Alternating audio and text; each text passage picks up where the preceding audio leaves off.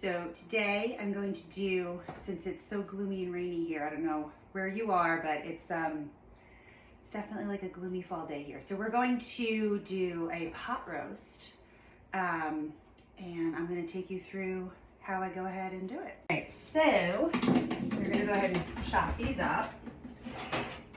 I'm going to use a smaller knife today, but it's because it's not something humongous.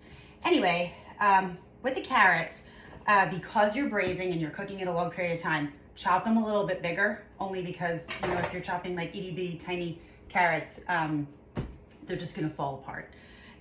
You could also, if you don't have these and you wanna grab a bag of like the mini carrots and you don't even have to cut them, you could probably use about like, I would say like maybe 2 cups of those, and you could just actually throw them in there whole, because they will be super soft when they come out. But I don't have them, so I'm gonna go ahead with these, and I'm just gonna kind of cut the tips off here, throw them in my little garbage bowl. And this part is thicker, so I'm gonna just kind of cut them in a little bit bigger rounds, like here, and then I'll go ahead and I'll probably make like 3 like longer pieces here.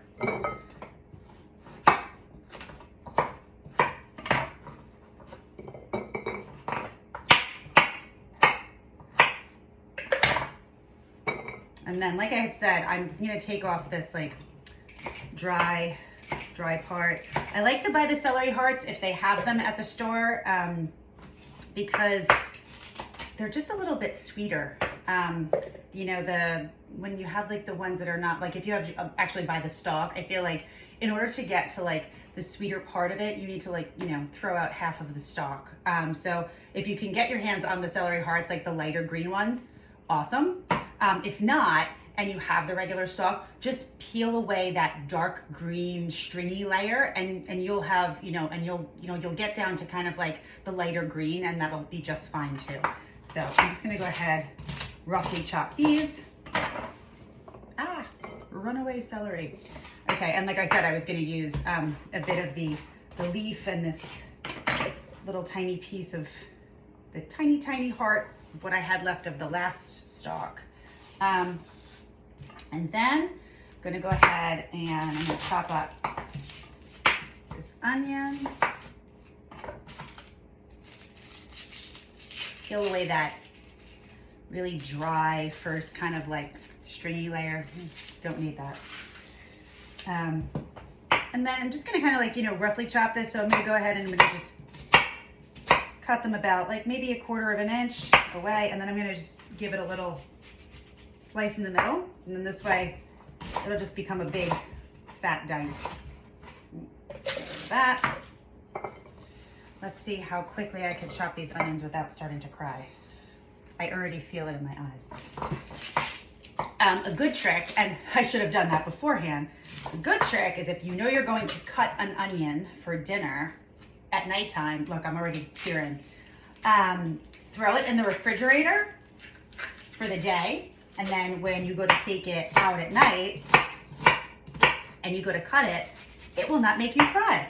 Or at least it won't make you cry as quickly. It depends on how fast you chop. Oh my goodness. Lord have mercy. Ooh. Wow. It's a very potent onion today. Okay. Oh, the things we do when we cook. Okay. I'm just gonna crush these garlic cloves, give them a quick chop. Get this. Oh my goodness, my eyes are still tearing. Whew. The gift that keeps on giving. Okay, and get rid of this skin. Give this a rough chop. Oh, and the other thing I didn't mention is an extra layer of flavor that you're gonna definitely want is herbs, right? So the 3 herbs I like to use in a pot roast are rosemary, right? Thyme, and bay leaf. I know a lot of people don't have hands on like, you know, a bay leaf tree or whatever, dried bay leaves just fine. I'm gonna go with that too. And let's see, can I get like a bigger one? Oh, that works. Okay, so to keep the rosemary and the thyme together, you're just gonna kind of like make a little bundle. If you have kitchen twine, that would be perfect. Just gonna kind of give it a little wrap and a tie. And this way it's easier to remove when you need to get it out of the pot. So far so good. Moving on to the meat. Okay, so before we before we even start to cook the meat, like we want to sear it. It's really important to sear, only because once you have that kind of crust on the outside of the meat, the juice stays inside. It stays inside better. So searing is very important. But before we sear, we're going to season the crap out of this meat. Salt and pepper, that's all you need. But it needs to actually, like, you know, don't just kind of like sprinkle, like, you know, you need to kind of like see it. This is a 2.5 pound chuck roast, and it's gonna feed 4 people. If you are thinking, whatever you're like, typically 2 pounds of meat is good for 4 people, but the thing with the chuck roast is, and because it has that marbling, and over the course of the braising, it kind of shrinks. So you're losing a bit of the size, so to speak. But this is a 2.5 pounder. Just going to crack this pepper on top.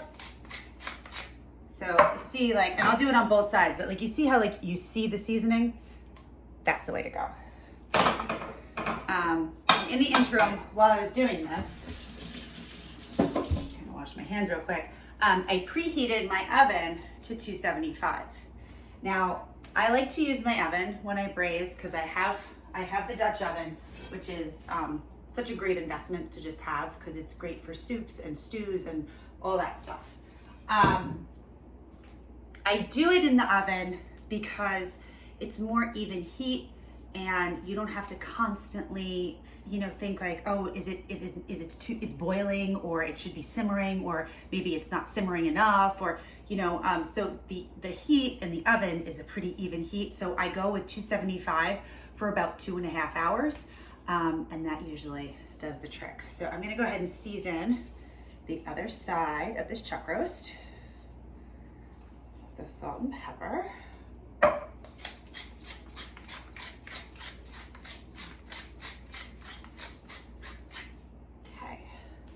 I think I just used all the pepper in my pepper mill.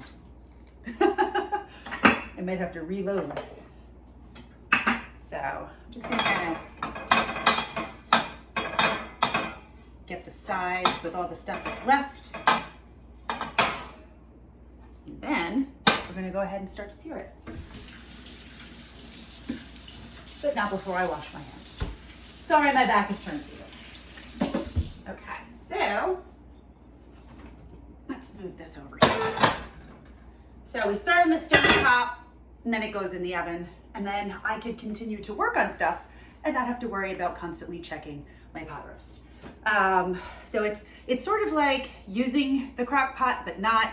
I do like crock pots for certain things. Things like this, I don't. And the reason I don't is because I feel like you're not able to get the layers of flavor that you're going to, kind of build in this pot beforehand, right? So like a lot of times people don't sear the meat, and so like it just goes in there and it just kind of like gets like rubbery or whatever. So for certain things like this, I'm just not a fan of the crock pot. But I do like crock pots for certain recipes. This just happens not to be one of them. So you're gonna see the type of layers of flavor that are gonna wind up going into this pot before it even goes into the oven. So before we even put the vegetables in, we're gonna sear the meat. And I told you why we sear the meat, but it also leaves flavor in the bottom of the pan. So then when you go and you add the vegetables kind of like pick up all of that, yummy meat goodness that are, that's on the bottom of the pot. And then you go ahead and you start to layer your flavors. Like we're gonna use a little bit of tomato paste. I forgot to tell you that. Tomato paste, I don't know, it's like, I feel like it's like a secret ingredient a lot of times. It gives such an awesome, deep, rich flavor that like when it's missing, like I miss it. Like if I don't use it in something and I feel like, oh, you know what, this could have used a little bit of a tomato paste. It's such a, you know, a concentrated, sweet yet savory flavor, and it works awesome with any kind of meat. So we're going to use this once we start to saute the vegetables. So let's get this sucker on the road.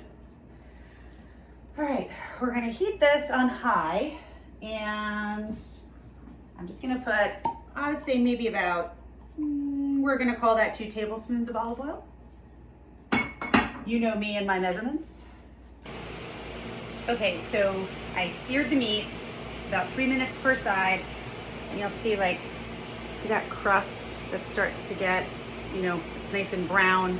And so I did it on all sides to make sure that you get all the way around too. You can kind of like stand it up as it goes.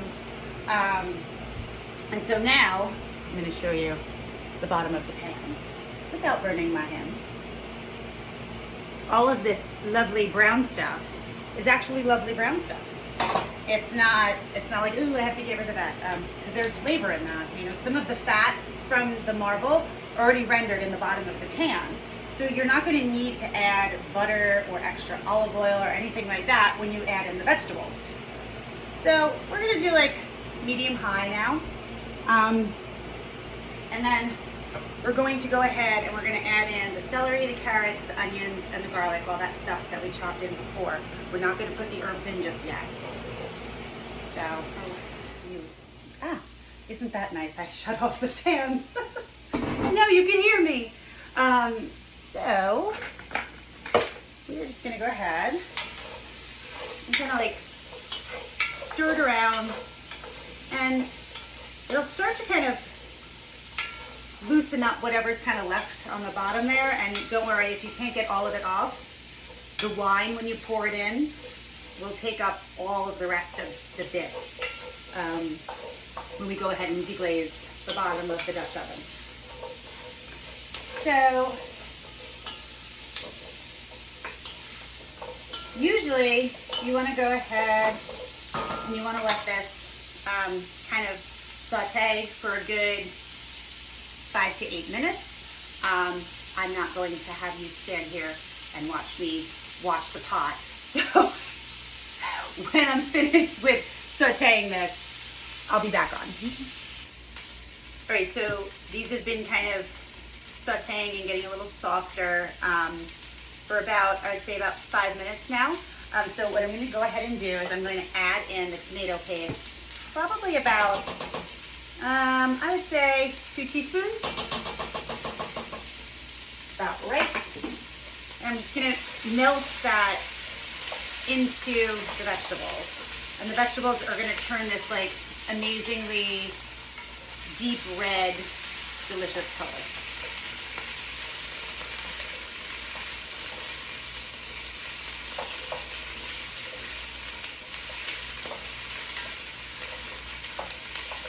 And once the tomato paste kind of is distributed throughout the vegetables and just kind of like melted in, you're going to go ahead and add in your canned plum tomatoes with their juice, and you hear the sizzle.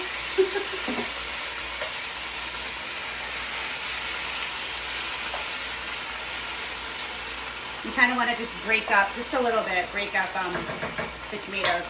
I'm going to go ahead and switch my spoon for a second, flat-sided. Much easier to break up the tomatoes with a flat-sided spoon. Always the right tool for the job. So, I'm just going to break up these tomatoes.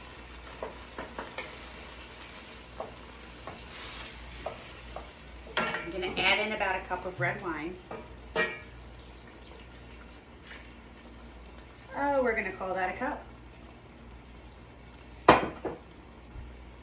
Just kind of stir all of that in together, and you have this like amazingly, I'm gonna actually take you here, this amazingly dark, rich, like reddish brown color in your pot roast. I don't want this thing to fall, so I'm being very careful right now. The last thing I want to have is a blooper reel. So now that you have all of this kind of melding together, you're going to go ahead, you're going to add in, the bay leaf and the little rosemary and thyme bundle that we made. Just kind of stir it in a little bit. And you probably want to add about, I'm going to say 2 cups, maybe 2.5 cups of beef broth. This was not a full box. That probably was only like even a half a cup, so I have another one here. I would say about 2 to 2.5 cups of beef broth. So we go ahead and we're going to put this chuck roast back in here now. We want to make sure that it's just covered. It doesn't have to be, you know, drowning. It just needs to be covered. So we're going to kind of nestle it in here. And you can kind of put some of the tomatoes on top, some of the carrots, just kind of stir it in. But see how it's not fully covered? Actually, I don't even know if you can see that it's not fully covered. Let's see if I can bring you this. So it's still a little, it's still got a little space where we need a little extra juice. So I'm going to go ahead and I'm going to add another half a cup. I'm going to nestle it in here. Perfect. All right. So then, I mean, literally that's it. We're going to put the Dutch oven, cover on the Dutch oven, and this is going to go into the oven for 2.5 hours, and then we are going to have the most delicious pot roast ready for dinner tonight. You could serve it with egg noodles, you could serve it with biscuits, anything you want, but definitely something for a cozy fall day.